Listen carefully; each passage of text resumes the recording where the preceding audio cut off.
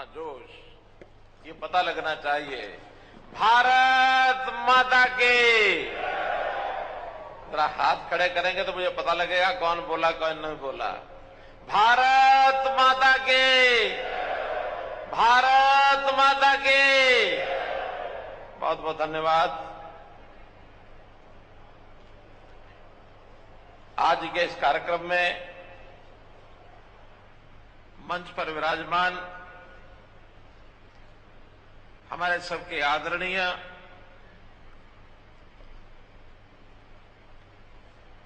पंचनद स्मारक ट्रस्ट के हमारे सर्वे सर्वा प्रोधा, हमारे मार्गदर्शक, हमारे संरक्षक, राष्ट्रीय अध्यक्ष जो भी कहें, महामंडलेश्वर स्वामी धर्मदेव जी महाराज,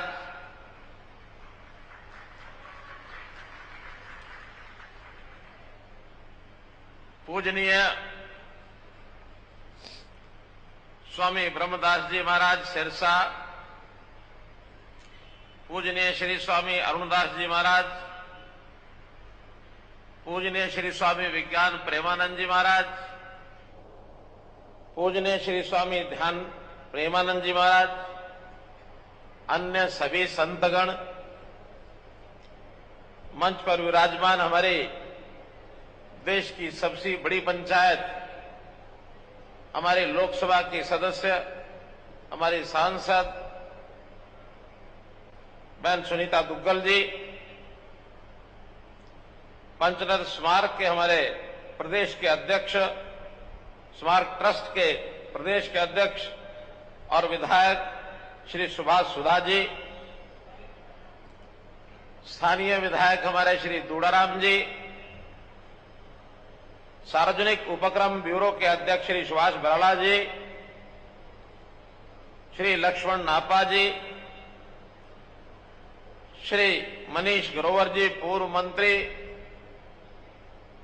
श्री कर्णदेव कंबोज जी पूर्व मंत्री, विधायक श्री घनश्याम दास अरोड़ा जी, विधायक श्री विनोद भयाणा जी, विधायक श्री कृष्ण मिड्ढा जी, विधायक बहन सीमा त्रिखा जी, मेयर हिसार हमारे गौतम सरदाना जी, उपस्थित सभी पंचनद स्मारक ट्रस्ट के अन्य पदाधिकारीगण, मंच पर विराजमान या सभा सामने बैठे हुए सभी हमारे समाज के सामाजिक नेता, उपस्थित बुजुर्गों, नौजवान साथियों, माताओं बहनों, पत्रकार छायाकार मित्रों, कलाकार बंधुओं,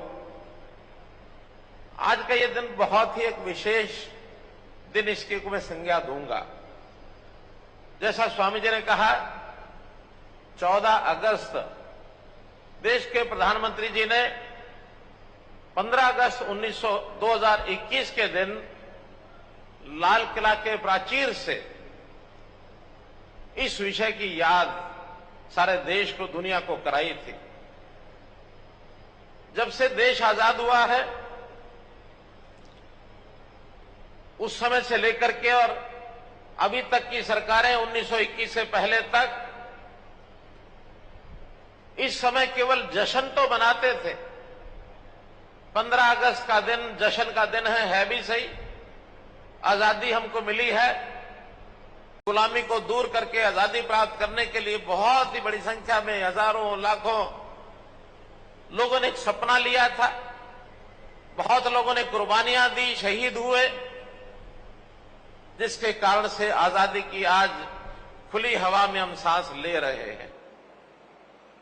लेकिन भाइयों बहनों, वही एक सत्य कि दूसरा भी एक कटु सत्य है कि आजादी की बहुत बड़ी कीमत चुकानी पड़ी थी। अब वो कीमत शहीदों की शहादत की हो तो सब उसको याद करते हैं, आज भी करते हैं, पहले भी करते थे। लेकिन एक जो कीमत चुकाई गई, जिसको याद करना पूर्व की सरकारों ने कभी ध्यान नहीं दिया, जिसका नरेंद्र मोदी जी ने सार्वजनिक तौर पर उल्लेख किया, और वो था कि आजादी से पहले हमारे देश का विभाजन हुआ। अगर और पीड़ादायक तरीके से मैं कहना चाहूं तो भारत मां के शरीर के अंगों को काट दिया गया, 2 अंग काट दिए, एक पूर्वी पाकिस्तान कहलाया, दूसरा पश्चिमी पाकिस्तान कहलाया। ये पीड़ा 14 अगस्त की रात्रि को हम लोगों ने सही है, देखी है, भोगी है।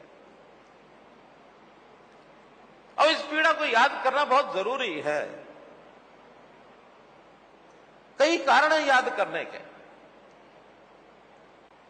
एक विषय तो बड़ा यह है कि वो विभाजन भूला तो नहीं जा सकता, लेकिन एक संकल्प तो इस कहानी को याद करके हम ये ले सकते हैं कि अब इस देश की आजादी को कोई और खंडित न करे।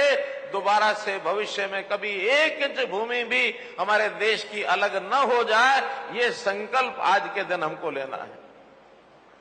ये संकल्प लेना है। भाइयों बहनों, ये कहानी उन लाखों शहादतों के खून के साथ लिखी गई है। जब विभाजन हुआ तो पता नहीं कितने लाख लोग जो वहां से उस अपने घर को छोड़ करके भारत माता की गोद में आने के लिए तैयार हुए और चले।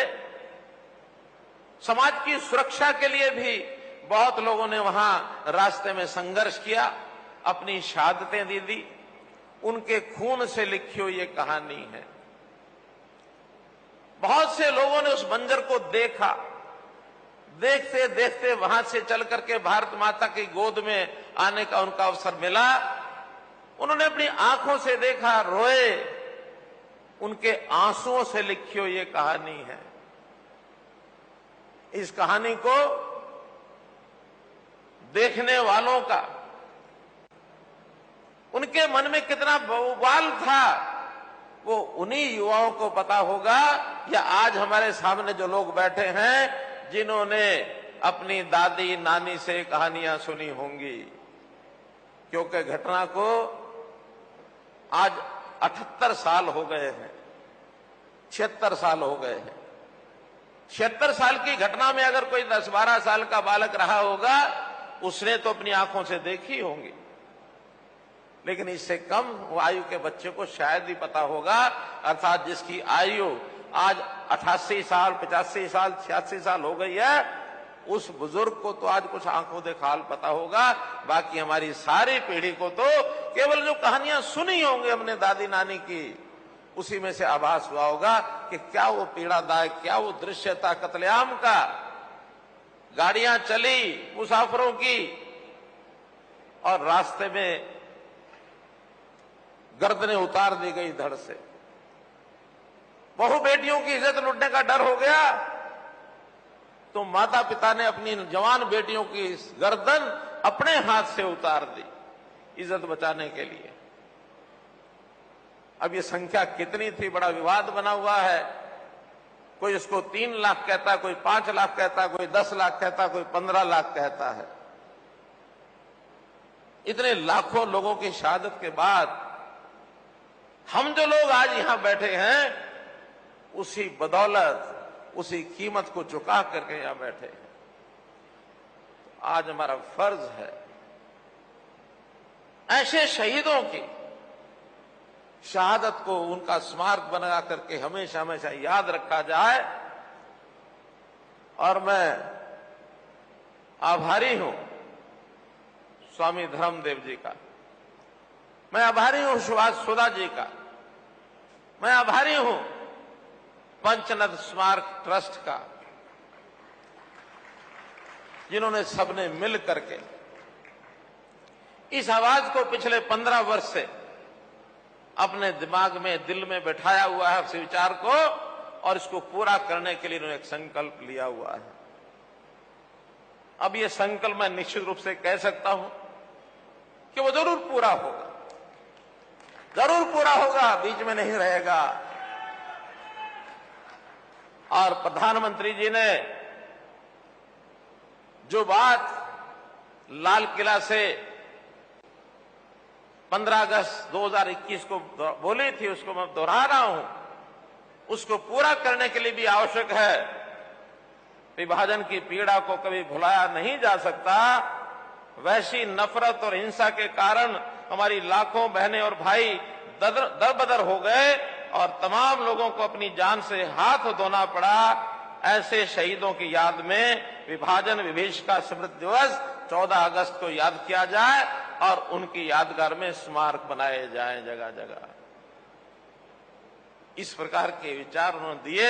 हम इस विचार को पूरा करने के लिए भाइयों बहनों, ये जो ऐतिहासिक घटना, ये कोई सामान्य घटना नहीं थी, कोई सामान्य दुर्घटना भी नहीं थी।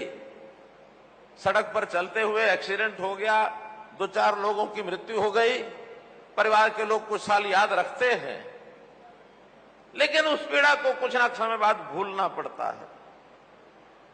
लेकिन ये जो घटना हुई है, ऐतिहासिक घटना, इतिहास भरा पड़ा हमारी घटनाओं का। आज आखिर महाभारत क्या था? महाभारत भी एक ऐसी ऐतिहासिक घटना थी जिस घटना में लाखों जानें गई थी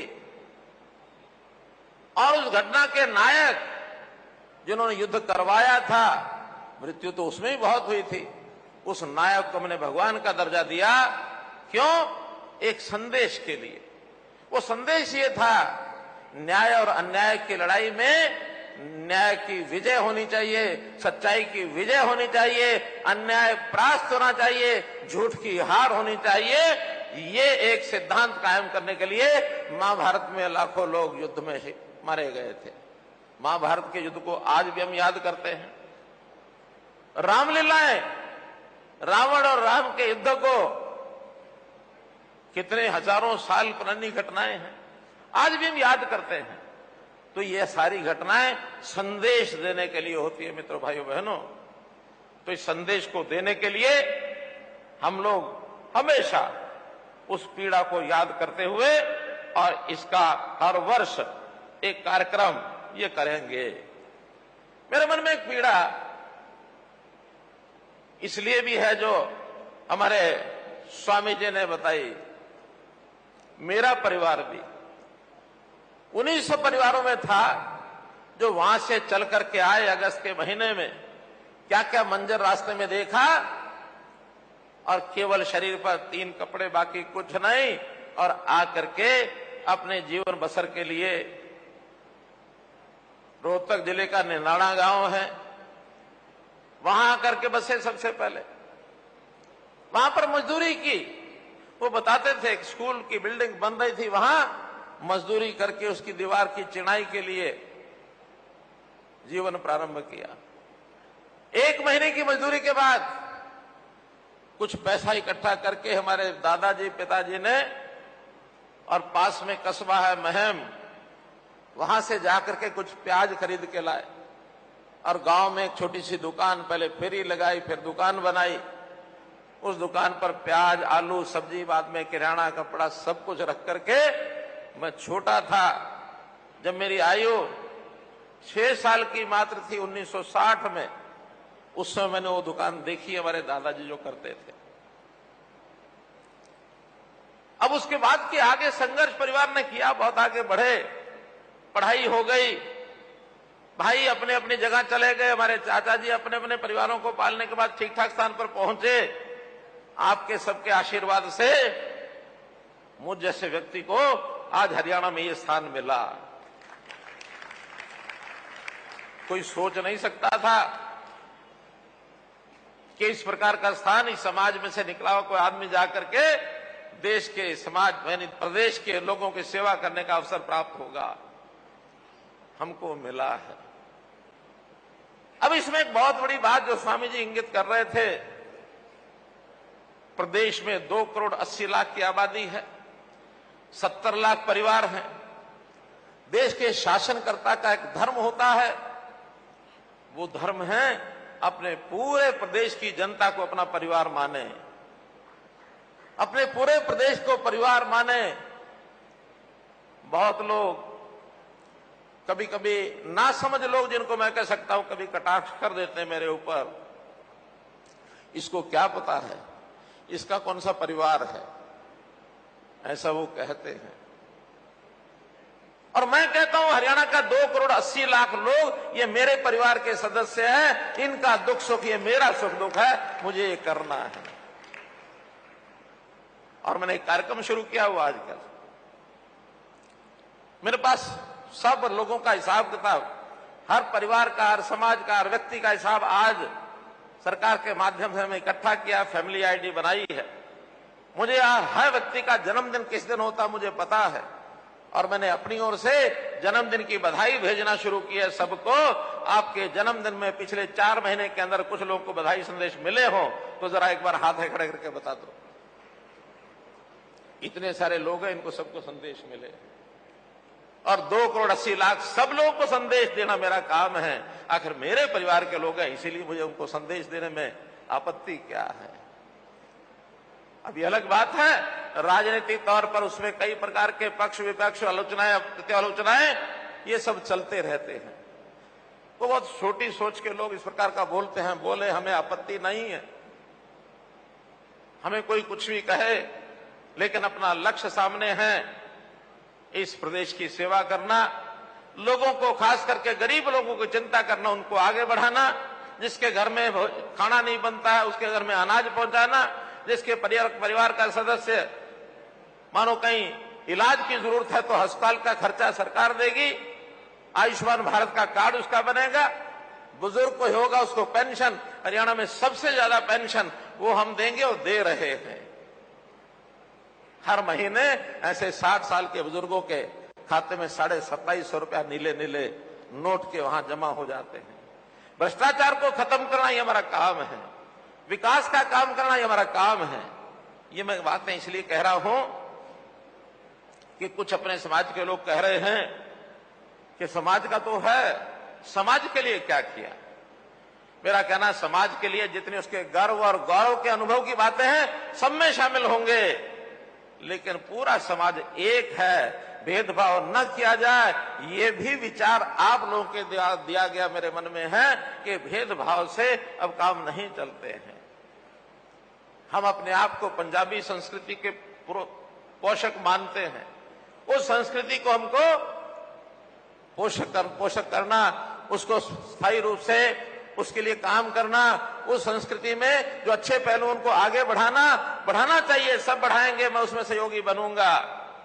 लेकिन मित्रों, हम जिस माटी में रहते हैं, जिस देश में, प्रदेश में, गांव में, शहर में, वार्ड में जहां रहते हैं, वहां जो सारा समाज है, उस समाज के साथ हमको मिल करके रहना है, हमारा भाईचारा बना के रहना है। ये भी इसी का एक संदेश है। मैंने अपने चुनाव में, पहला चुनाव हुआ था, उसमें घोषणा की थी, हरियाणा एक, हरियाणवी एक। मैंने कभी ये नहीं कहा था कि भैया केवल पंजाबी एक हो जाओ, बाकी नहीं। हम सब जहां पंजाबी संस्कृति के पोषक हैं, वहां प्रदेश के नाते हम हरियाणवी हैं। ये विचार मन में बैठा के हमको चलना पड़ेगा। आज ये जो वस्तु स्थिति है, इस वस्तु स्थिति में सारे समाज के साथ मिलकर चलें, और हाँ, जहां कहीं हमारे पास 2 गुण हैं, 4 बातें भगवान ने बहुत कृपा से हमें मिली हैं, उसके कारण से सारे समाज की अगुवाई करें। और इसमें समाज के बहुत लोग, हमारा ये जो पुरुषार्थी समाज है, इसको श्रेय देता है, इसको श्रेय देता है, क्योंकि बहुत लोगों ने जो लोगों को बताया काम, आप लोगों ने सिखाया काम, उसके ऊपर आगे बढ़े, व्यापार में आगे बढ़े, उद्योग में आगे बढ़े, निवेशक बने। बहुत अच्छे समाज की हमारी स्थिति। भले ही 47 में घर परिवार छोड़ करके बिना सामान के यहाँ आए थे, लेकिन काम करने की जो प्रेरणा थी, स्वाभिमान था, उसके कारण से जो यहाँ चर्चा उस समय चली थी कि इस समाज को बेचारा समाज है और वहां से सब छोड़ के आया है, दया भाव लोगों ने दिखाया और ये भी कहा कि ठीक है, इस समाज को आरक्षण दे दिया जाए। मैं समाज के उस समय के अग्रणी नेताओं का बहुत सम्मान से उनकी इस बात की प्रशंसा करता हूं कि समाज के लोगों ने कहा कि नहीं नहीं, हमको आरक्षण नहीं लेना है। ये अपने ही समाज के लोगों ने कहा। अगर कहीं उस समाज उस आरक्षण के घेरे में पड़ जाते तो जो प्रगति समाज के लोगों ने अपने पैरों पर खड़े होकर के मेहनत करके की है, शायद वो ना कर पाते, क्योंकि एक स्वार्थ जाग जाता है वहां।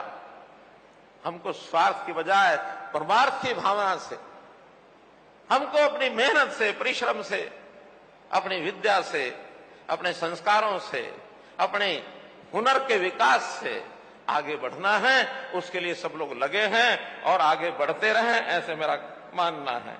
आज के दिन मैं इतना ही कहूंगा कि जो देशभक्ति का वातावरण बनाने के लिए हमारे प्रधानमंत्री जी ने भी कहा है कि 14 अगस्त ये विभाजन विभीषिका का दिवस मनाया जाए और 15 अगस्त की याद में स्वतंत्रता दिवस के नाते देश भर में तिरंगा यात्राएं निकाली जाएं, मेरा देश मेरी माटी इस अभियान को चलाया जाए। सब मिलाकर के देशभक्ति, मेरा धर्म देशभक्ति है, मेरा कर्म देशभक्ति है, मेरा मर्म देशभक्ति है। देशभक्ति है तो सब कुछ है, देश है तो सब है, देश नहीं है तो कुछ नहीं है। इस भावना से चलेंगे तो गारंटी से कह सकते हैं कि आगे इस देश का कोई बिगाड़ नहीं सकता है। जहां तक स्मारक की बात है, जहां तक शहीदी धाम कुरुक्षेत्र पीपली में बनाने की बात है, स्वामी जी ने मुझे एक नक्शा दिखाया है। हमने भी कहा कि इस नक्शे के हिसाब से 5 एकड़ पर अभी योजना बनी है, एक अच्छा भव्य स्मारक बनना चाहिए। उसमें एक तीर्थियों के रहने के लिए भी स्थान है, उसमें एक बड़ा स्मारक भी है, उसमें ध्यान प्रार्थना भी है, उसमें विद्यालय भी है, उसमें गौशाला भी है, उसमें अन्य प्रकार के सेवा के प्रकल्प भी बहुत होंगे। सारी कहानी भी विभाजन के समय की पूरी वहां प्रदर्शन की जाएगी। लाइट एंड साउंड शो वहां होंगे, देश और दुनिया के लोग वहां करके देखेंगे तो विभाजन की दास्तां उनको पता लगेगी। अभी जो इन्होंने मोटा मोटा मुझे बताया है कि लगभग 45 और 48 करोड़ रुपए के बीच का वो खर्च है। मैंने स्वामी जी को कहा, ये जितना समाज बैठा है उस समाज में आप सब भी शामिल हैं, हमारे सभी विधायक, मेयर सब शामिल हैं, मनोहर लाल भी उसमें शामिल है। किसी प्रकार की चिंता मत करना, समाज के द्वारा यह काम करवाने का काम मेरा दायित्व मैं करा करके दूंगा आपको। मैं इसमें एक बात स्पष्ट करना चाहता हूं, जैसे पहले हमने कहा कि सरकारों पर निर्भर होकर के चलने से एक आलस्य आता है, एक व्यक्ति के मन में थोड़ा कहीं ना कहीं स्वार्थ जाग जाता है। समाज में बहुत ऐसे लोग हैं, मुझे याद है धर्मपाल महाशय जी कोविड के अंदर अचानक एक दिन उनका फोन आया कि मनोहर लाल जी, मैं उनको मामा जी कहता था क्यों गुलाटी थे वो, मेरे मामे गुलाटी हैं। बहुत आनंद से वो कहते थे, भांजे चिंता मत करना, कोई जरूरत हो तो बताना। मैंने कहा नहीं सरकार, इसमें बहुत अच्छे तरीके से मोदी जी लगे हैं, खूब कर रहे हैं। अच्छा ठीक है, थोड़ा सा मैं सहायता के लिए एक छोटा सा अंश भेज रहा हूं, ले लेना। अगले दिन मुझे पता लगा कि उन्होंने 1 करोड़ रुपए सरकार को भेज दिया। मैंने कहा सामाजिक कामों के लिए, कहने लगे मेरा जिंदगी है कि नहीं है, मैं अपने परिवार में बाकी लोग कह के जा रहा हूं, सामाजिक कामों में जब भी कभी कोई आवश्यकता जितनी पड़े उतनी मैं देने के लिए तैयार हूं। एक धर्मपाल महाशय नहीं है, ऐसे धर्मपाल महाशय अपने समाज के अंदर बहुत है। स्वामी जी एक इशारा करने की जरूरत है। आज तो 48 करोड़ की आप बात कर रहे हैं, इससे ज्यादा एक जीरो भी लगा देंगे तब भी हम पूरा करके देंगे। आज मैं सुधा जी से बात कर रहा था, मैंने कहा थोड़ा स्वामी जी ऐसा कहा है इन्होंने, तुरंत उन्होंने कहा कि मेरे पास इन्होंने सूची भेजी है 1 2 3 4 5 6 7 8 9 10 लोगों की, सभी मंच पर बैठे हैं और भी आगे कोई, एक और 11 लोगों की सूची है। अब इन सब 11 लोगों ने कहा कि इस स्मारक में जो बनेगा शहीदी धाम पंचनाथ स्मारक पिपली में, उसके लिए जो खर्च बताया गया है, सभी 11 लोग 51 लाख रुपया इकट्ठा करके देंगे, कहीं से भी देंगे। और ये सरकारी पैसा नहीं होगा, ना इनका अपना व्यक्तिगत होगा, समाज को जोड़ के चलना है। सुभाष सुधा जी हैं उसमें, घनश्याम अरोड़ा जी हैं, विनोद भयाना जी हैं, इन्होंने तो लिस्ट दी है, एक एक सज्जन खड़े होकर के बताए। सुभाष सुधा जी बोलो कितने लाख?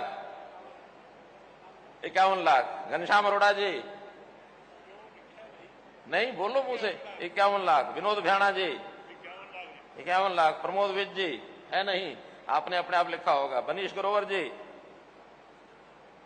51 लाख। गौतम सरदाना जी 51 लाख। सीमा त्रिखा जी,